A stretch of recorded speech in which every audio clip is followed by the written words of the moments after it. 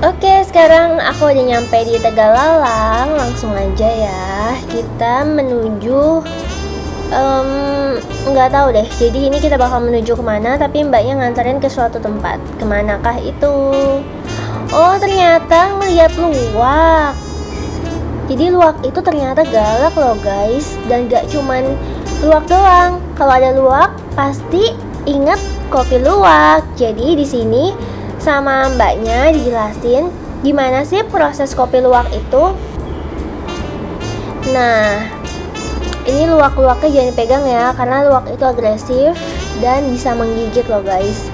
Terus ini ibu dan anak gitu katanya.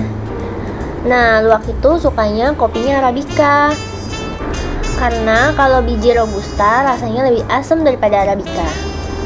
Terus prosesnya itu mereka makan langsung buahnya, biji kopinya itu langsung ditelan, jadi nggak digigit, nanti keluar lewat kotoran guys. Fermentasi biji kopi pada perut luwak membuat kopi yang dihasilkan menjadi rendah kafein dan bagus juga untuk kesehatan kulit ternyata, kata mbaknya ya. Jadi seluwak ini dibagi beberapa kandang gitu guys. Nah, yang ini nggak ada kuping, masa seagresif itu ya. Jadi takut. Ternyata yang bikin kopi luwak mahal prosesnya susah sekali ya. Nah, ini ada yang lagi dimandiin tuh, bahkan mandiinnya aja nggak dipegang. Seagresif itu guys. Ini dia proses pembuatan kopi luwak. Jadi kita mau lihat nih. Pertama-tama ini adalah kopi yang masih ada kotorannya. Nah, ini dijemur dulu pertama sampai kering, kemudian dipisahin dengan cara direbus. Setelah direbus hasilnya seperti ini. Nah, ini tuh kopi yang udah direbus, udah bersih. Dan ini ada kulit arinya. Jadi kulit ari ini menjaga antara kotoran dan kopi di dalamnya. Terus kopi yang udah dikupas ini direbus lagi, benar-benar dicuci sampai bersih sekali. Nah, hasilnya kopi yang udah direbus lagi seperti ini. Nah, ini kopinya kemudian disangrai. Buat yang belum tahu buah kopi kayak apa, bentuknya kayak gitu, merah-merah itu. Langsung sekarang kita menuju ke dapurnya. Seperti ini prosesnya. Biji yang tadi itu disangrai sampai wangi. Jadi sekitar 45 menit sampai warnanya mulai berubah kehitaman. Ini panci yang dipakai buat ngerebus-rebus. Nah, ini hasilnya yang ditoples. Mbaknya kasih coba cium, asli wangi banget. Penikmat kopi pasti suka. Terus biji yang udah disangrai ini yang berubah warna jadi kehitaman ditumbuk guys. Ditumbuknya tuh kayak pakai palung kayak gini. Jadi bener-bener manual ya. Yang manual itu biasa rasanya lebih enak, entah kenapa. Nah, sampai bener-bener halus. Kemudian penumbukannya sekitar 30 menitan kira-kira katanya. Kemudian proses terakhirnya itu disaring kayak gini. Jadi kan pasti dengan tumbukan kayak gini masih ada yang kasar dan masih ada yang udah halus banget. Nah, kita ambil yang halusnya aja. Terus masih ada sisa kasarnya, kita balikin lagi. Terus kita tumbuk lagi pakai palung. Dan ini beberapa bumbu dapur yang kalian bisa gabung dengan kopi. Di sini ada kapulaga, ada serai kering, kayu manis, bunga rosella, saffron, bunga lawang, pala, ketumbar, cengkeh, merica. Ada merica ya guys. Terus aku jadi nanya dong, di sebelah sini apa campuran juga? Soalnya ada jahe, temulawak. Ternyata sebelah sini cuman pajangan aja guys. Ada jagung. Satu lagi yang bikin nikmat, ngebakarnya pakai kayu bakar guys. Lanjut, Lord give me coffee to change the thing I can change and wine to accept things I can. Oke. Nah, ini adalah toko jualan kopinya. Bener-bener toko yang pakai rempah tadi. Tuh, penasaran gak guys? Nah, ini shopnya juga. Jadi yang tadi buat minum langsung kalau mau pesan. Nah, ini kopi yang udah dikemas gitu guys. Dekorasi tempatnya tuh kayu, bata, kayak toko buku di luar negeri, lucu banget. Terus pinggirannya kayak kaca-kaca gini, depannya hutan, cakep. Oke, lanjut perjalanannya. Aku nggak tahu mbaknya mau bawa kemana lagi, tapi katanya ini tempatnya bagus, bisa foto-foto gitu. Jadi dari pondokan itu tuh rame, kita bisa foto ke bawah sini, lembah.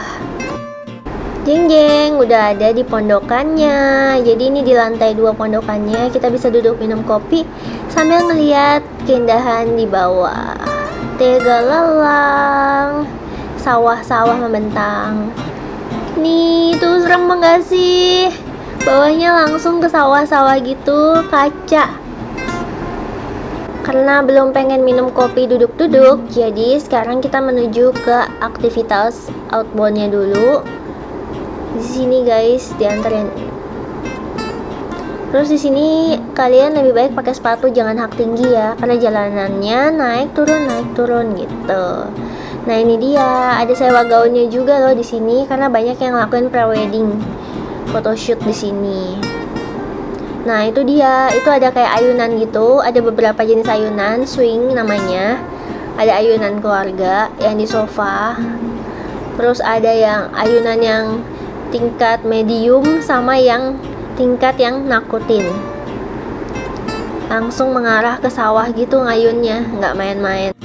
Nah, jadi ini pilihan aktivitasnya. Di sini ada flying fox, ada sky bike. Terus kalau mau masuk aja kita harus bayar tiket juga ya. Jadi mendingan sekalian main aja. Ada romantic swing bed, jadi bisa buat couple gitu yang buat photoshoot prewed. Ada extreme swing, super extreme swing. Jeng, aku udah beli tiket nih. Kira-kira tiket mana yang dipilih ya? Ngeri juga sih. Lumayan tinggi ya. Semoga aman ya. Nah, ini pakai tiket. Jadi pilihan pertama aku jatuh pada Flying Fox. Itu masnya, kita jalan pelan-pelan aja karena ini pertama kali Flying Fox. Aku takut sama ketinggian, tapi aku pingin main karena udah sampai sini aku pikir udah coba aja sekalian gitu. Semoga berhasil. Jeng, gitu aku tuh yang kecil putih-putih jalan. Hah? Serem ya? Ya pokoknya itu yang lagi meluncur, kalian lihat gak? Kalau kalian bisa melihat, mata kalian sangat jeli. Jadi dari atas dibentuk zigzag gitu loh. Nah ini mas yang jagainnya di bawahnya. Jeng, nyampe. Aku bangga pada diriku sendiri ya. Setelah men-challenge diri sendiri buat sesuatu yang baru, rasanya kalau berhasil tuh puas banget. Akhirnya coba lagi yang swing karena ternyata flying fox-nya nggak terlalu semenyeramkan yang dikira. Aku memutuskan untuk mencoba swing karena ketika ditanya ke masnya lebih serem mana, flying fox atau swing, katanya lebih serem flying fox. Jadi aku nyoba swing, dan ini yang ekstrim karena katanya pemandangannya lebih bagus buat foto. Kita lihat aja ya, bener nggak sih lebih serem atau lebih serem yang tadi? Pakai ayunan gini tapi arahnya ke depan. Asli aku takut banget. Ini pakai suruh rambutnya belakangin buat foto supaya bagus. Masnya sih bener-bener.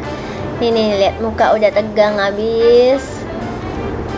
Aku nggak bisa ngomong, asli ini serem banget. Jadi ini ngerinya sampai ke ubun-ubun karena ini pegangannya juga kenceng banget. Karena ini nggak kayak tadi. Ini tuh kayak aku ngerasa aku cuman duduk, terus ada tali pengamannya. Kalau misalnya kegeser dikit aku kayak bisa terlunta-lunta gitu di udara. Jadi boro-boro foto. Ya udahlah, kita videoin aja. Kita lihat sampai seberapa keberanian aku. Karena ini aku minta berhentiin sebelum waktunya. Udahlah, kayak lelah, capek. Terus masnya ngomong lagi, mau diputar sampai 180 derajat nggak? Asli itu aja udah teriak-teriak. Jadi setiap aku dilempar itu aku teriaknya kenceng banget. Ini aku percepat aja ya, karena ini bener-bener kayak di ayun-ayun. Rasanya nyaman banget. Tanda kutip ya, asli. Ini gak seasik itu. Kalau yang gak takut ketinggian mungkin seneng ya. Cuman buat aku kayak deg-deg ser loh. Tuh lihat tuh, makin lama Makin semangat. Aku udah bilang udah cukup mas, tapi masnya seneng gitu. Oke, selesai. Bye bye swing. Aku kapok, aku nggak mau lagi. Setelah lemes main yang memacu adrenalin, akhirnya aku pergi cari makan. Nah, kita tenangkan hati di sini dengan makanan dan pemandangan yang indah. Tuh pemandangannya hijau, sawah, namanya Alas Harum Bali ya tempat ini guys, buat kalian yang pengen datang ke sini. Dan nah itu dia tuh jalur tadi aku nge-swing. Kalau kalian mau turun ke bawah bisa juga nih, kayak bisa lumayan habis seharian. Naik turun lembah. Ini dia pemandangannya, itu yang buat family, itu yang sofa swingnya. Kalau family punya nggak bakal kencang-kencang, nggak kayak tadi yang ekstrim. Seneng banget deh pemandangannya, sejuk.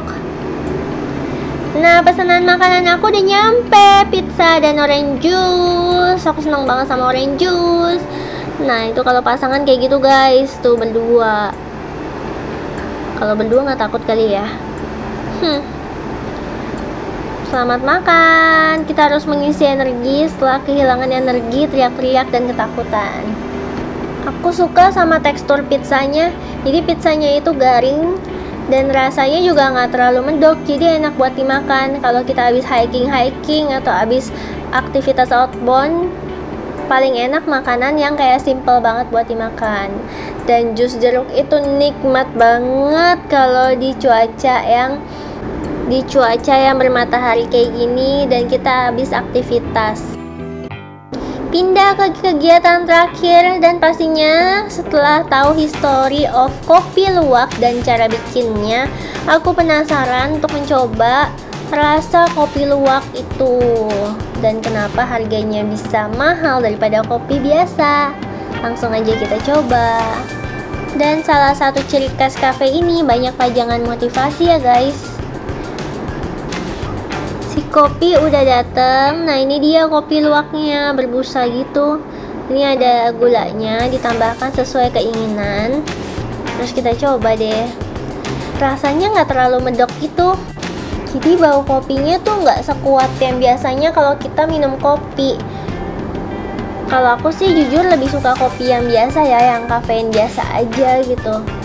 Buat kamu yang suka minum kopi tapi punya mah, nah mungkin kopi luwak bisa jadi salah satu solusi untuk bisa tetap minum kopi. Aku sampai nanya mbaknya, emang rasanya tuh kayak gini ya? Ini dia kopinya. Nah, keluar dari sana guys, kopi luwak itu. Itu ada anaknya. Dan aku sekarang meminum kopi yang keluar dari sana guys. Udahlah jangan dipikirin, ayo kita balik. Jadi inget ya, kalau datang ke sini kalian harus siap sama yang namanya celana. Karena kalau mau ikut outbound atau mau hiking lebih gampang pakai celana daripada pakai rok. Oke deh, terima kasih buat yang udah ngikutin kegiatan aku hari ini. Alas Harum, bye.